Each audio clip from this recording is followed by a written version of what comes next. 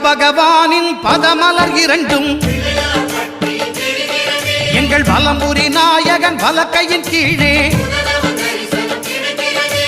புத பகவானின் பதமலர் இரண்டும் எங்கள் வலம்புரி நாயகன் வலக்கையின் கீழே ஞான தேவியின் கணவன் புதனாம் ஞானம் நமக்கு கை கூடும் எங்கள் கற்பகத்தானின் வலக்கை காண வாக்கு வன்மையும் கை சேரும்